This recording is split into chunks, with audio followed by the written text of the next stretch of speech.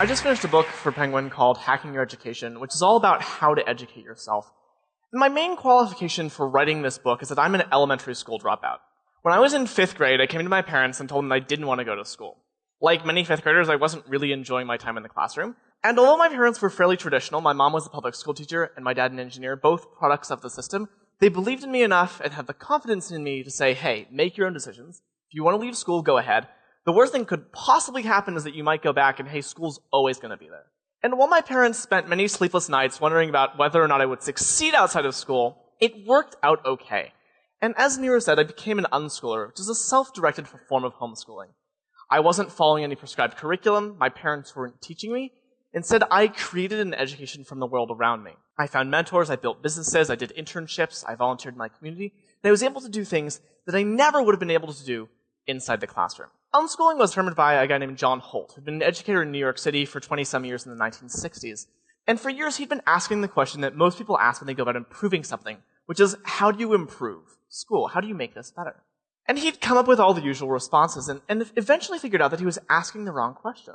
That the right question to ask was, what are the outcomes that we actually want to see from school? Do we want school to deliver content? Do we want school to be a community? Is school about the teachers? Is school about finding mentors? Is school about getting a job? Is it about economic productivity? But it's important to note that this was in 1960. Another adventure into education reform was a book called Summerhill, about a school in the UK started by a guy named A.S. Neal. This school is a democratic free school that's based in the UK. It started in the 1920s, and there's no curriculum. It's completely flat. And the book that he wrote by the same name, Summerhill, sold 3 million copies between 1960 and 1973, which is an astronomical number.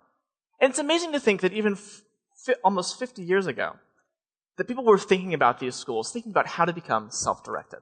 The real question is, though, not should we go to school or should we not go to school, but rather about whether or not we trust people's innate capacity to be curious. Do we trust people and think that if left to their own devices, they'll ask questions, they'll poke, they'll prod? Or do we think that they need to be tested and guided and molded and shaped like bags of flour?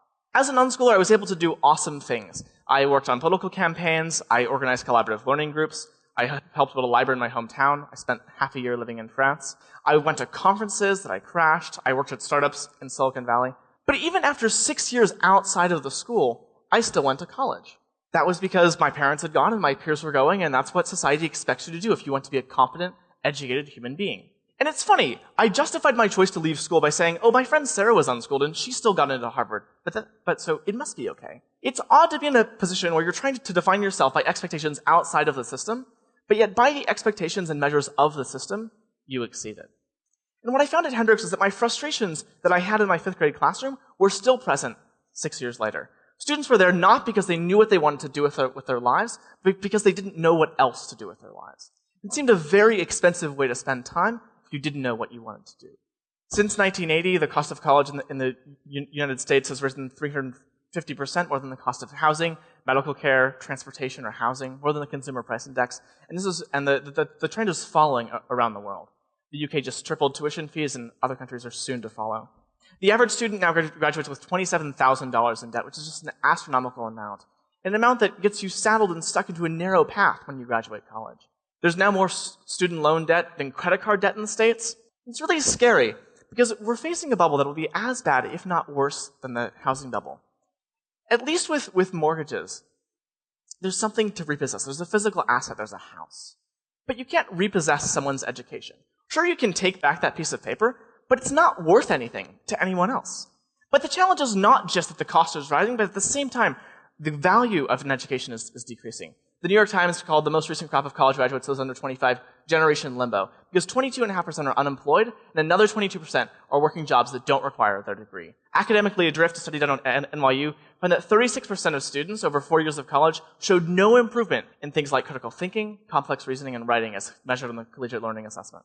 My argument today is not that schools should go away or be banned completely, but rather that there shouldn't be one path. And right now, there is only one path through school. If you don't go to school, there are negative societal stigmas, it's hard to get a job, it's hard to get visas, it's hard to convince people that you are a worthy human being.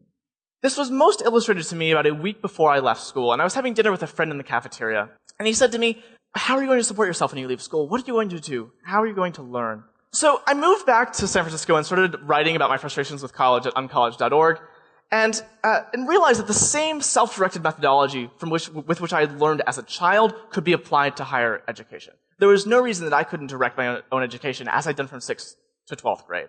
In the year and a half since I started on college, it's grown from a small resource into a tremendous resource, and we now organize things like academic camps that get people together in the real world to help them learn skills, like finding mentors and creating personal learning plans to learn outside of school. And next year we're launching a gap year program to take an entire cohort of people through the year-long process of not going to college.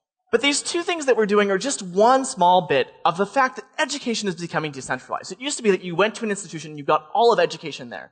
You found teachers, you found mentors, you found content. And now that's all being pulled apart, piece by piece, brick by brick.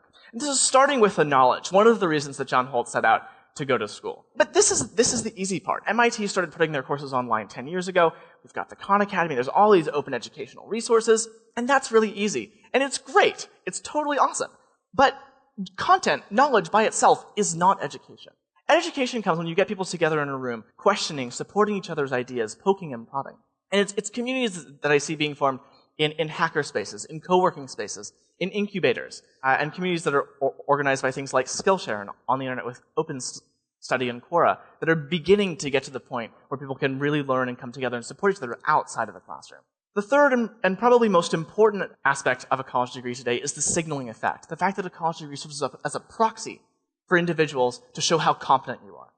But today in Silicon Valley, if you want to get a job at a technology company, you don't send them your resume or your transcript. You create a portfolio on a site like Behance or Stack Overflow and GitHub. You contribute to that community. You show off your actual competencies, what you can do. And people judge that, not a piece of paper from an institution. In the future, it's not difficult to imagine a young woman who wants to become a developer who, instead of going to college, chooses to take courses online from MIT OpenCourseWare, form a community through an institution like TechShop, and gain a signal through contributing to the community on GitHub. What's really important to note is that these are not changes that will happen in 5 or 10 years. These are changes that are happening right now. And it's amazing to see that all of these institutions are changing right before our very eyes. Right now, curating your education costs a fraction of the price of going to school and is orders of magnitude more meaningful. Thank you.